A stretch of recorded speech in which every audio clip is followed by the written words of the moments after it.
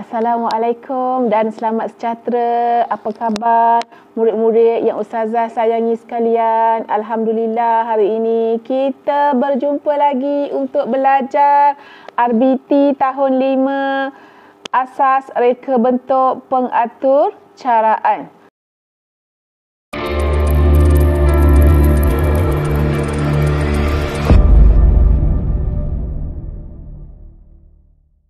Objektif pembelajaran kita pada hari ini ialah pada akhir PDPC, murid akan dapat menyatakan struktur kawalan pilihan dan ulangan dalam pengatur caraan. Yang kedua, murid dapat menghuraikan struktur kawalan pilihan dan ulangan dalam algoritma. Kita lihat pula kriteria kejayaan pada kali ini ialah murid berjaya menerangkan struktur kawalan pilihan dan ulangan. Ustazah ulang, murid berjaya menerangkan struktur kawalan pilihan dan ulangan. Untuk hari ini ialah struktur kawalan pilihan dan ulangan dalam algoritma. Kalau tadi kita belajar dalam pengatur caraan, struktur kawalan pilihan dan ulangan dalam pengatur caraan. Sekarang kita tengok pula dalam algoritma, struktur kawalan pilihan dan ulangan yang terdapat di dalam algoritma. Okey, mari kita lihat struktur kawalan pilihan dan ulangan dalam algoritma. Sebelum itu, saya bagi sedikit info tambahan. Apa itu algoritma? Masih ingat lagi kamu ada belajar algoritma ini masa darjah 4. Okey, Ustazah ulang balik. Algoritma ialah langkah-langkah untuk menyelesaikan masalah atau melaksanakan tugasan. Algoritma ialah langkah-langkah untuk menyelesaikan masalah atau melaksanakan tugasan. Algoritma boleh dijelaskan melalui pseudocode dan carta alih. Algoritma boleh dijelaskan melalui pseudocode dan carta alih. Kita lihat struktur kawalan pilihan dan ulangan dalam algoritma. Iaitu struktur yang pertama, kita lihat struktur kawalan pilihan. Jonis mengajar Alia proses untuk meminjam buku. Alia perlu masuk melalui pintu hadapan perpustakaan dan mencari buku yang dikehendaki.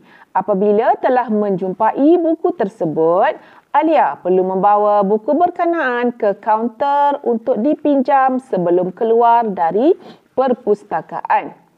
Okey. Kemudian kita lihat tata cara membuat pinjaman buku. Berdasarkan situasi tadi, bawah ini adalah tata cara membuat pinjaman buku. Yang pertama, masuk melalui pintu hadapan perpustakaan. Yang kedua, cari buku dengan berpandukan kategori. Yang ketiga, bawa buku ke kaunter pinjaman.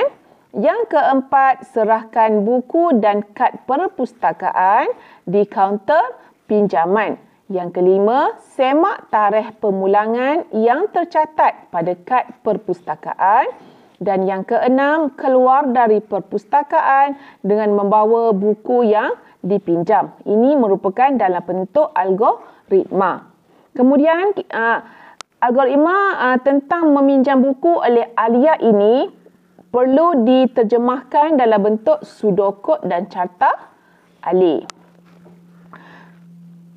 Dalam kotak yang tengah-tengah itu adalah contoh pseudocode cara proses untuk meminjam buku di perpustakaan.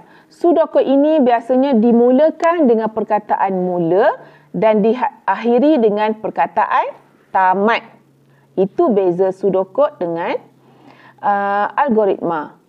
Ya? Dekat pseudocode ada perkataan mula dan ada perkataan tamat.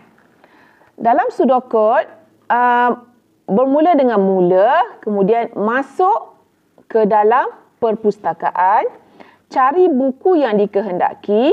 Jika buku dijumpai, maka pergi ke kaunter untuk dipinjam. Tamat jika keluar dari perpustakaan, maka tamat. Itu contoh sudokod untuk meminjam buku di perpustakaan. Kemudian kita lihat pula carta alih. Beza carta alih dengan sudokod ni macam mana? Dalam carta alih, dia ada menggunakan simbol. Menggunakan simbol. Okey, mari kita lihat. Juga ada perkataan mula dan tamat. Mula, ada anak panah, masukkan ke perpustakaan, kemudian cari buku, kemudian jumpa buku yang dikehendaki. Kalau ya, pergi ke kaunter pinjaman buku. Tapi kalau tidak, boleh keluar dari perpustakaan. Tak perlu pergi ke kaunter pinjaman buku. Bila dah siap pinjam buku ataupun tak jumpa buku, tak nak pinjam, jadi boleh keluar dari perpustakaan. Kemudian tamat. Jadi dekat sini adalah struktur kawalan pilihan.